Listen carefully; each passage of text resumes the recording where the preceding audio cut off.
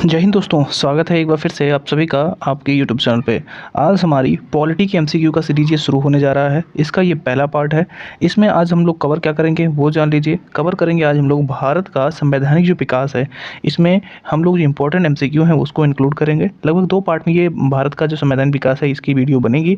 तो 100% ये आपकी परीक्षाओं में इसमें से क्वेश्चन बनेगा। तो 80% आपको स्कोर करके दिखाना है। जितने भी क्वेश्चन आपके बोले जाएंगे उसमें लगभग आप सभी को राइट आंसर आपको टिक करके आपको क्वेश्चन को आगे बढ़ाना है। तो चलिए हम लोग क्या करते हैं, आज हम लोग को जो पहला पार्ट है इसको शुरू करते हैं। तो क्या आप सभी लोग तैयार हो? मैं हूं विकास कुमार। तो चलिए शुरू करते हैं आज का ये वीडियो।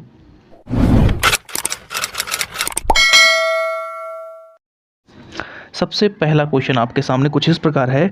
Doctor B R. अम्बेडकर और महात्मा गांधी के मध्य सन 1932 में हस्ताक्षरित पूना समझौता में प्रावधान था। ये 4 प्रावधान दिए हैं। क्या क्या प्रावधान थे आपको बताना है, ठीक है। तो चारों प्रावधान को आप जब ध्यान से इसमें पढ़ेंगे तो वो देखेंगे इसमें कौन कौन सा प्रावधान है। पहला देखेंगे भारत के लिए, ठीक है। पहला प्रावधान इसमें दिया हुआ है कि भारत के लिए डोमिनियन जो स्थिति बनाए जाने की, ठीक है, ये पहला ऑप्शन है। दूसरा है मुसलमानों के लिए पृथक निर्वाचन के लिए, तो ये भी देख लेते हैं। तीसरा हमारा है निम्न वर्गों के लिए पृथक निर्वाचन के लिए, क्या इसके लिए समझौता हुआ है? तो इसी के विरोध में तो बैठे हुए थे गांधी जी, तो इसके लिए कहाँ अग्री होंगे? ऑप्शन चौथा है कि निम्न वर्गों के लिए आरक्षण सहित संयुक्त निर्वाचन क्षेत्र का, इस पे जो है इसका जो है राइट आंसर इसका कोई होगा तो इसमें से यही होगा आपका, क्योंकि ये पहला भी भारत के लिए डोमिनियन स्थिति ये भी गलत है। पृथक निर्वाचन मुसलमानों के लिए ये भी गलत है और निम्न वर्गों के लिए पृथक निर्वाचन इसके भी लिए गांधी जी नहीं एग्री कर रहे थे। तो इसका राइट आंसर होगा कि गांधी जी ने क्या किया था, जो आरक्षित वर्ग है उनके लिए, मतलब निम्न वर्ग है, उनको आरक्षण दिलाने के लिए और उनका निर्वाचन अलग ना करके संयुक्त निर्वाचन क्षेत्र का जो है इसमें उन्होंने प्रावधान रखा था। तो इसके बारे में कुछ इंपॉर्टेंट चीज़ें आप लोग याद रखेंगे कि पूना पैक्ट कब हुआ था, समझौता ये जो हुआ है पूना समझौता या पैक्ट डॉक्टर बी.आर. अम्बेडकर और महात्मा गांधी के मध्य कहाँ पर हुआ था। जब पूछा जाए तो ये याद रखेंगे आप लोग, पुणे में हुआ था। पुणे जो कि महाराष्ट्र में पड़ता है। सेंट्रल जेल वहीं पुणे में एरोदा सेंट्रल जेल है, वहीं पर 24 सितंबर 1932 में होता है, आप लोगों को पता है, ठीक है। तो ये चीज़ें याद रखेंगे। पहले जो है दलितों के लिए जो आरक्षित सीटें थी प्रांतीय विधानमंडलों में, वो सबसे पहले कितनी थी, 71 सीटें थी। बाद में इसे बढ़ाकर 147 जो है गांधी जी के द्वारा बोला गया कि हाँ 147 कर दी जाएंगी। और केंद्रीय विधायिका में कुल सीटें जो है 18% उन्होंने कर दिया कि 18% जो है सीटें आरक्षित रहेंगी। तो ये इंपॉर्टेंट जानकारी है इसके रिलेटेड क्वेश्चन के, तो याद रखेंगे। अगले क्वेश्चन की तरफ आप लोग बढ़ते हैं। तो अगला क्वेश्चन आप लोगों के सामने कुछ इस प्रकार है, देखेंगे वह कौन सा अधिनियम था। याद रखेंगे ध्यान से इस क्वेश्चन को, हर एक क्वेश्चन को देखिएगा। एक बार का सही क्वेश्चन आप देख ले रहे हैं, जवाब दे रहे हैं। ये हमारा पहला पार्ट है, इसका एक नेक्स्ट पार्ट आएगा जिसमें और इससे जो आपका भारत का संवैधानिक इतिहास है इससे जो भी क्वेश्चन है उसमें हो जाएगा। वह कौन सा अधिनियम था जिसने भारत में ब्रिटिश जो सत्ता थी, ब्रिटिश ईस्ट इंडिया कंपनी थी, उसे ब्रिटिश क्राउन में स्थानांतरित किया गया था। तो आप लोगों को याद होगा, हिस्ट्री में हमने खुद ही बताया था कि जब जो डलहौजी रहता है, ठीक है, डलहौजी जब रहता है उसके बाद आपका जो है 1857 की जो क्रांति होती है वो सत्ता ब्रिटिश इंडिया के हाथों से छीन के दे दिया जाता है रानी के हाथों में। जब रानी के हाथों पहुँच जाता है तो वहाँ पर वो जो गवर्नर जनरल का पद ख़त्म करके लाती हैं वायसराय का पद ले आती हैं। तो ये याद रखेंगे, वायसराय का वो पद ले आती हैं। कैनिंग जो है अंतिम गवर्नर जनरल होता है और पहला वायसराय होता है। तो ये इंपॉर्टेंट जानकारी याद रखेंगे, ठीक है। तो 1800 जो है 58 में ये चीज़ें होती हैं, ठीक है। तो याद रखेंगे 1800 कब में, 58 में। तो राइट आंसर कब होगा, भारत सरकार अधिनियम कौन सा आता है, 1858। तो राइट आंसर हो जाएगा 1858 यहाँ पर हो जाएगा, ठीक है। उस समय महारानी अगर पूछी जाए तो महारानी विक्टोरिया थी, इंपॉर्टेंट है, याद रखेंगे।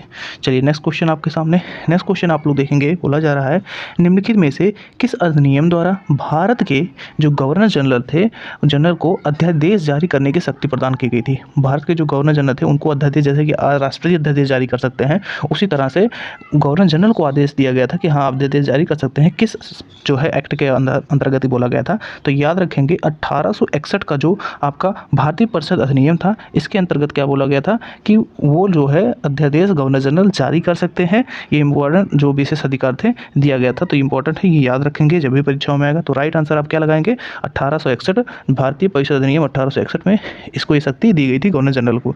स्टेट पीसीएस में ऐसे क्वेश्चन बहुत पूछे जाते हैं। नेक्स्ट क्वेश्चन आप देखेंगे, नेक्स्ट क्वेश्चन आपके सामने है कि यह ठीक है, यह सिद्धांत की स्वतंत्रता, एक सिद्धांत है, यह सिद्धांत की स्वतंत्र भारत के लिए नए संविधान को तैयार करना मुख्यतः खुद भारतीयों की जिम्मेदारी होनी चाहिए। पहली बार निम्नलिखित में से किस एक में स्वीकार किया गया था। सबसे पहले ये जितने भी प्रस्ताव हैं, अधिनियम है, ठीक है, इसमें किस में ऐसा बोला गया था या सिद्धांत आया था कि जो स्वतंत्र भारत का संविधान होगा वो भारतीयों के द्वारा ही तैयार किया जाना चाहिए, ये उनकी ही जिम्मेदारी इसमें किन में बोला गया था। तो आपको याद रखना है जो अगस्त प्रस्ताव आया था निम्नलिखितों का, जो अगस्त प्रस्ताव था उसी में ये बोला गया था कि हाँ भारतीयों की जिम्मेदारी है कि वो अपना खुद ही बनाएंगे, नया संविधान तैयार करेंगे। तो ऑप्शन नंबर बी ये आपका राइट आंसर होगा कि किस में आया था, किस में स्वीकार किया गया था। तो ये आपका हो जाएगा निम्नलिखितों का अगस्त प्रस्ताव। इंपॉर्टेंट जानकारी है, याद रखेंगे, ठीक है, कभी भी परीक्षाओं में ये पूछा जाए तो याद रखेंगे। चलिए पढ़ते हैं अगले क्वेश्चन की तरफ, ठीक है। निम्नलिखितों कौन था, वायसराय था, ये भी पूछा जाए तो याद रखेंगे। चलिए आगे बढ़ते हैं। अगला क्वेश्चन ये रहा, रेगुलेटिंग एक्ट पारित किया गया था। हिस्ट्री जब पढ़ा रहे थे तभी आप लोगों को बताया गया था कि 1773 में, ठीक है, रेगुलेटिंग एक्ट आपका पारित होता है। तो उस समय जो है आपका वारेन हेस्टिंग क्या बन के आता है, ठीक है, इंपॉर्टेंट है, वारेन हेस्टिंग आता है वहाँ, ठीक है आपका, तो वो याद रखेंगे। चलिए यह 1773 का रेगुलेटिंग एक्ट ये पारित होता आता है, इसी के समय जो है बहुत सारी चीज़ें लागू होती हैं। तो चलिए आगे बढ़ते हैं हम लोग।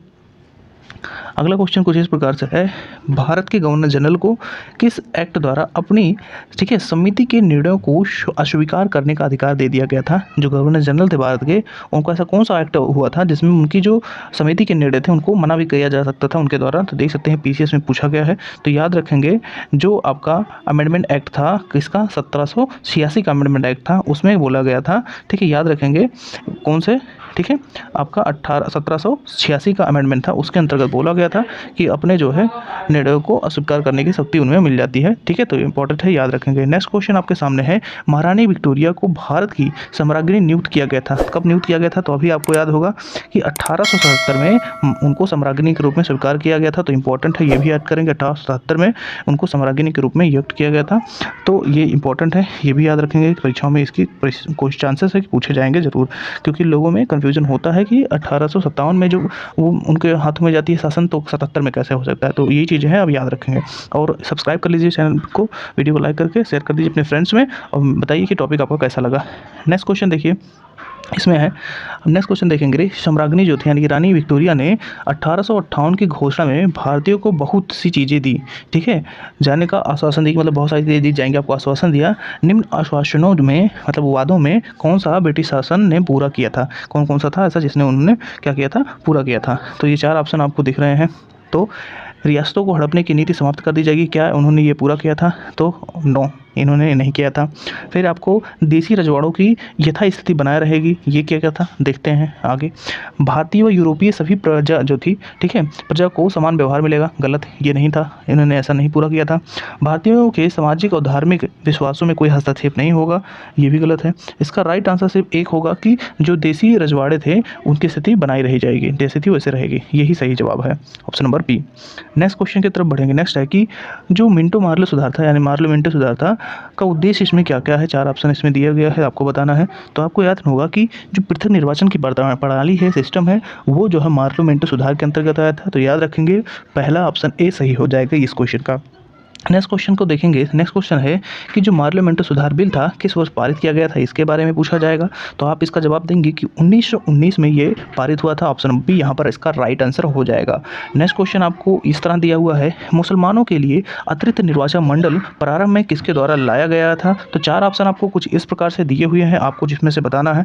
तो राइट आंसर आपका इसमें क्या हो जाएगा, अगर किसी को पता है तो बताएं। तो आपको याद होना चाहिए कि जो मार्लो मिंटो, अभी हमने बताया निर्वाचक मंडल या पृथक निर्वाचन की बात किससे की जाती है, मार्लो मिंटो सुधार 1909 के अंतर्गत। तो ये याद रखेंगे 1909 के अंतर्गत, मार्लो मिंटो सुधार के अंतर्गत, ठीक है। तो अगले क्वेश्चन की तरफ बढ़ेंगे। अगला क्वेश्चन आप देखेंगे यहाँ पर 1909 के इंडियन काउंसिल जो एक्ट था, उसमें किस बात की व्यवस्था की गई थी। 4 व्यवस्थाएं दी हुई हैं, इसमें से किसकी व्यवस्था की गई थी।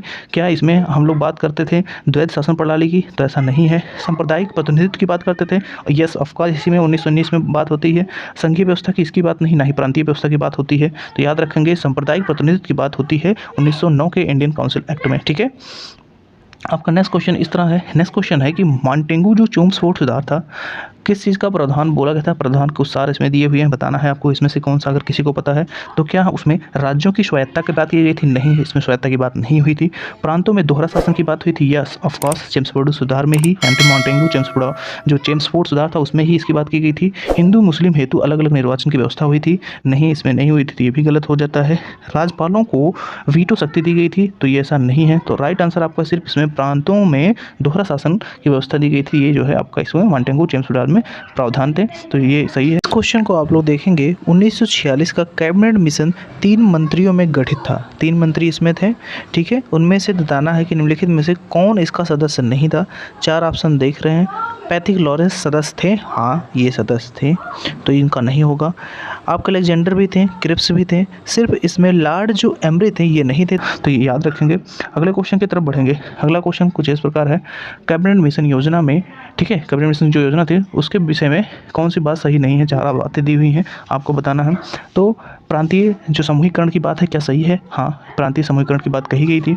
फिर भारतीय सदस्यों वाला आपका अंतरिम जो मंत्रिमंडल है इसको बात की गई थी, हाँ ऑफ कोर्स की गई थी, तो ये सही नहीं होगा।